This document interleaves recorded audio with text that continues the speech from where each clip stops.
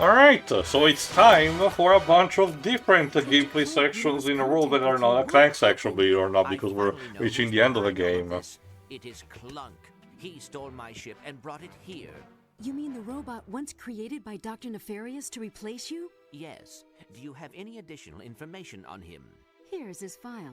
Sent you last Here's summer. what happened, He's been Jova. working as a factory assembly line robot making high-tech toilet seats. He abruptly quit on the same day that you and Ratchet celebrated your victory over Auto-Destruct by visiting with the Galactic President. We have no information on him after that day. Remember that we have a Well, previous if he's game there, you lives. should- Uh-oh. Come from my wrath to be felt across the galaxy. While the establishment has me imprisoned, my associates have continued to put my plan in place. In a short time, I will destroy every planet in this galaxy at once, unless I am set free and given my own planet to rule. The device is already in motion, and only I can stop it. Are you still sure about Clunk? It looks like Ratchet might be in control. I am telling you Did that no one notice the Nope, red... that's the joke, Jova. Even in the bathroom scene, they did not notice. I can't believe the people in prison will not, but not even Clank notices that. He just goes, no, I trust Ratchet implicitly enough, which, yes, it's a good showcase of friendship, but I get it, it's also a comedy skit, so it bans a suspension of disbelief to a ridiculous degree, but it gets a bit grating, not gonna lie. But I do feel like this is your they are last trying major to... section with Ratchet, by the way. Basically, because after this, there's the end of the game, and it will be released right afterward, meaning that that's also the last appearance of a Warden. We don't really get a resolution of say, Ratchet smacking him in the face for all the abuse that he suffered or stuff like that. No, he just basically disappears, and because next we see Ratchet is him exiting the prison on his own in a steel frame. Anyway, for this last section, you need to actually manage to avoid, because there's a riot going on, you have to avoid having too many inmates escape. There are the trappings in this arena are specifically designed to help you, but watch out because you can potentially get caught in the crossfire, as you can see. Basically go back and forth and kill everyone on sight.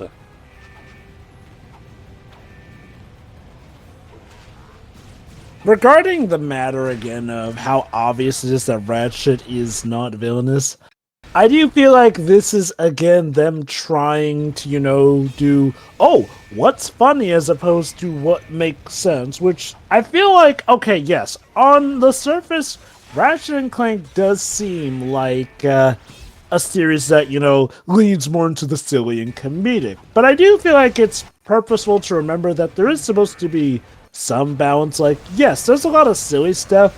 That doesn't often mean that everyone is supposed to be an idiot, though. Like, there's almost no critical thinking that goes into it. And I get the reasoning. They need Ratchet in prison for this and all that, but the fact that the device on his head is literally visible to everyone and no one questions its purpose is just... no, like, I feel like at the very least they should have made that a lot more subtle. Like, I don't know, make it a necklace or something that blends with his fur or whatnot. Or hell, not having it, showing it properly and doing the scenes where Ratchet acts villainous, having his eyes glowing red. That's another better indicator without being too obvious. Yeah, it's funny you mentioned that. Clunk was arguably a much better hidden evil version of Clank. Like, he acted like Clank for the most part, just notably more aggressive and the occasional red eye flash, which obviously to us the viewers made it obvious something was wrong with him, but to say people in story, you can at least believe that they might not immediately catch on to something being wrong, essentially. Whereas here, some of these things feel a little too blatant. And again, I find it funny that they are literally now taking from continuity the game which had a plot point that Agent Clank is not a real thing, in this game where Agent Clank is actually totally a real thing, which means that Nefarious actually was onto something. Again, I know that eventually they retconned it later, but we're looking at this Also, through the eyes of... dick joke, cute. you know, those are kind of a dime a dozen at this point in the series. Again, just making you notice that. Anyway, next up is the another racing section, because now we have to once again go after the Head Goon. With an excuse to have another, you know, boat car hoverboat section, basically. Use the triangle button to fire. This is one of the weirdest cases where, again, these guys clearly did their research of the franchise, but then they do something that so blatantly contradicts the lore of the franchise. Again, the only conclusion I can come to is they thought it would be funny and entertaining. Basically. And like I said And a again, few parts ago, it really feels odd, because this is really the only major spin-off to an existing Sony IP that on the PSP that does this kind of thing. I'm wondering if maybe... Okay, remind me. The studio who did this was pretty much their last foray into the Ratchet series, right? Well, technically, but because only they made 2 games on that front. So. I do wonder if they had stuck around longer, if maybe they would have tried to do more of these, essentially. Potentially, who knows? Again, the biggest speculation people have it because of the gameplay style, they probably might have wanted to do instead as a live game. The funny thing is, like you mentioned, they eventually retconned that this was an episode of Clank. It wasn't them doing that, it was Insomniac. Yeah. But my point is, that seemed like the obvious thing to do from the get-go, since this really only feels like it works logistically. Well, remember, even back when this came out, you know, up until 2017, Insomniac's stance was that it wasn't canon to begin with, it was just an alternate continuity. Oh yeah, I get that. Again, I'm just trying to understand the mentality of the team behind it, because up until Insomniac made that statement, as far as the makers of this game were concerned, this was canon. It even No, not references... really. Again, they never mentioned technically that. Well, again, going strictly after the game itself, like, it even mentions straight from it events from the third game. Like, yes, again, Droba, that's what alternate continuities are. Things happen until a certain point and then diverge in terms of, you know, how things progress. Use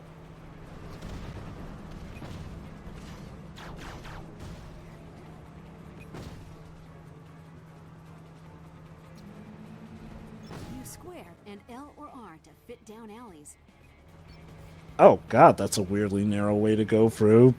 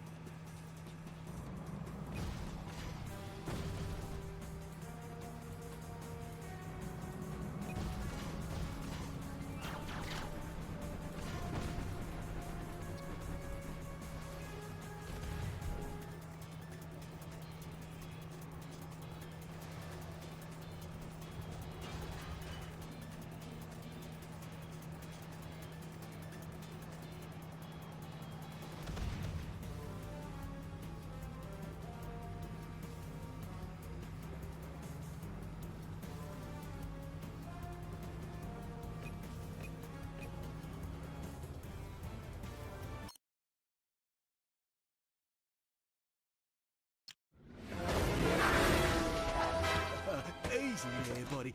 I'm just doing my job. Where is Clank? He's got an underwater headquarters on this planet. There's no way to get there unless you've got a submarine. We're robots, though. We don't need to breathe water. I think I'm working for the Yeah, that's the Head Goon dealt with. Just That was disappear easy. like they are, very inconvenient. Meanwhile, time for the last Qwark section, and I'm sad to say, they reserved the most frustrating one for last. Oh boy. The ravenous cactus beasts were poking holes in the dam and stealing it, and I was the only one who could stop them. Fishermen? No, fishmen. Oh. Yeah. They, So here's how it works. This is a not tower defense, but basically defend the castle situation with 20 rounds. Yes, really, where you have to defeat these questionably ethnical, bandidos, which are, in cactus form, which honestly, on its own, gameplay-wise, it's not even too bad, because it's still similar to the other Qwark section. You're on just a mechanical horse, and you have a special type of, CQC attack, but otherwise you have your blaster. And you have a couple of different tools sprinkled in throughout, like this gadget, which allows you to basically clean the room with a, there you go, with anti-cactus leak juice, basically.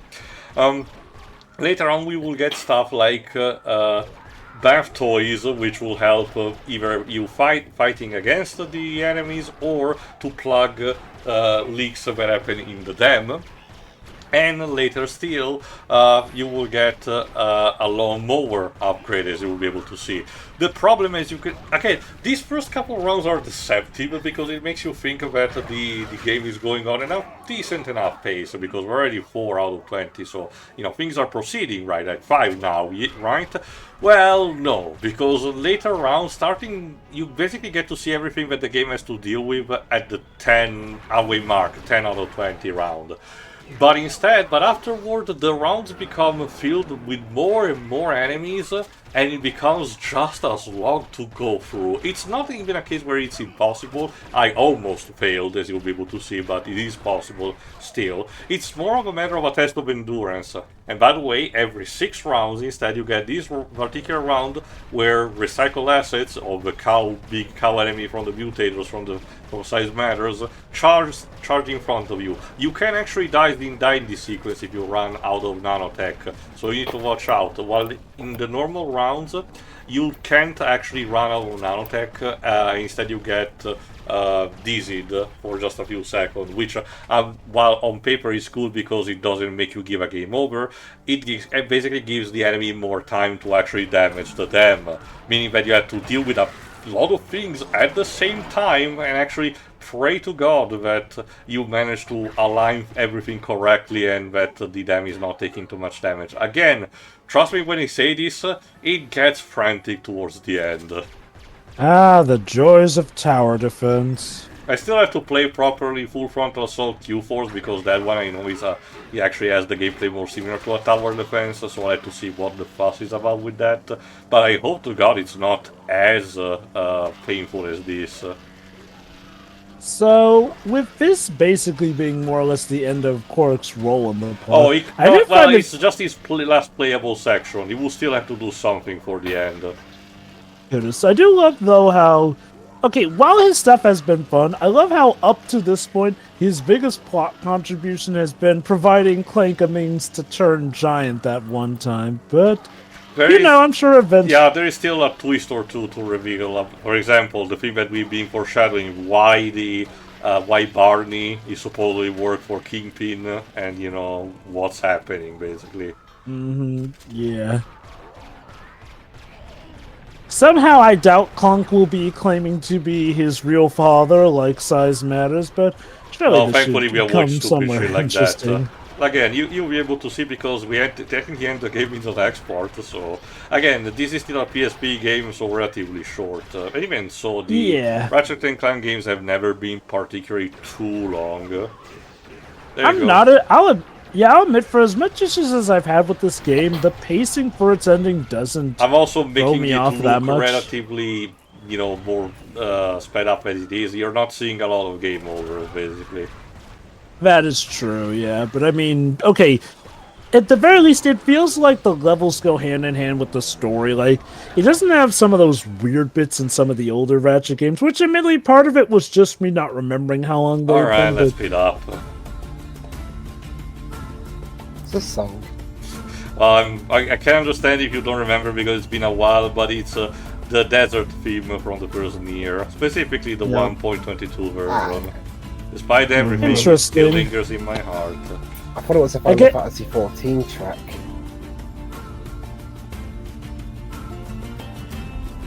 This track doesn't really... I'm trying to make things more epic than they actually are, I know, Pedro. No, that's not what I'm saying. I was replying to it, like, this isn't really a Masayoshi style track. This is Keiichi Okabe through and through. Like, first of all, the vocal. When Masayoshi Suken puts vocals, it's more like the traditional Kamina Burana keep in choir mind, Pedro, rather than these, whereas these are clearly Keisho Okabe vocals. Keep in mind, Pedro, that specifically for the Automata raids, for Shadowbringers, they did had a couple of remix tracks from Soken. And like I said, Soken at this point has done pretty much every single genre possible, so I can't believe he can do also that, potentially. Oh, sure.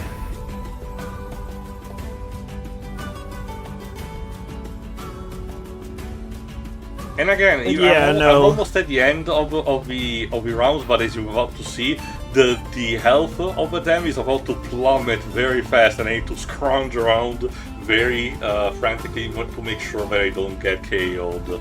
And let me guess, if you fail in either way, you have to start from the very beginning. No, I think the checkpoints are every six rounds, or right after the the cow section, I think. Anyway.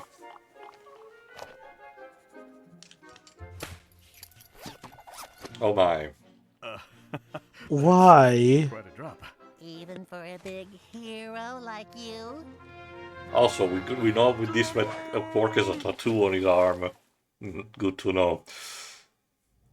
Anyway, now we've replaced probably Clank, but this time the door is locked and Clank cannot magically punch it like he did on Ver Antonio. But that's what the Gadgetbots are for, their last action. You could have teleported them all those times. Agent, this old munitions depot is the perfect spot for a secret lair. Not only is it extremely cool because it's underwater, but it also makes it very difficult. Okay, remind me, Dweebs, Bond expert and all. Outside of Thunderball, was there any of the movies which had an underwater hideout? The Spy Who Loved Me. Okay, there you go. Alright, the final section with the Gadgetbots is fine. They're actually taking advantage of working in unison to have that connectional polarity, which serves to you to actually activate specific locks in order to open the doors. It's actually pretty neat. Arguably one of the better ones out of all of them. It can go on for a bit, also this one, but I argue it's fine for the most part. You basically run through each of these sections, open the lock going inside, and then you have to, usually have to also, there you go, connect the polarity in order to connect both of the, all of the batteries existing, like in this case 2. There you go. There you go. So that it opens up the way in order to open the next section. Repeat this like 3 or 4 times and you're done, basically. Again, simple stuff. And after this, that will be where the last Clank proper section is, which culminates in the final boss fight against Clank instead. The problem is that, again, since that one in itself goes also on for way too long than it needs to be, that one is gonna be the final part.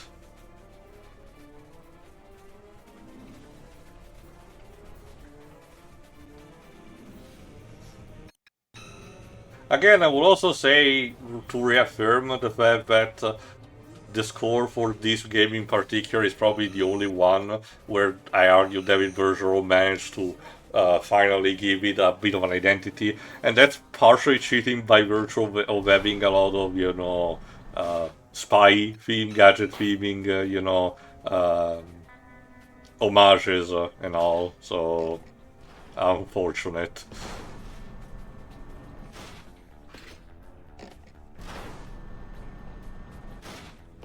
There you go.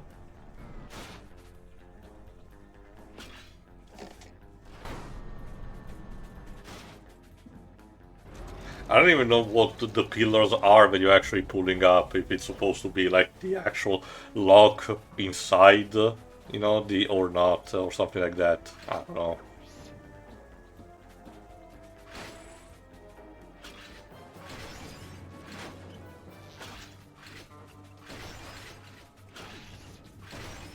If I recall correctly, one of those sections also has some of the monitors that you have to destroy in order to prevent the minions for actually keeping respawning. Again, for this alone, this section alone, this is more straightforward. Is the alternate 2 extra version right after this that try to spice things up by being a bit longer, but again, I will not show those, even if they are strictly speaking puzzle related, so you know, something that would be more interesting to look at. Because of the whole dragging things, I argued was not particularly optimal to showcase them.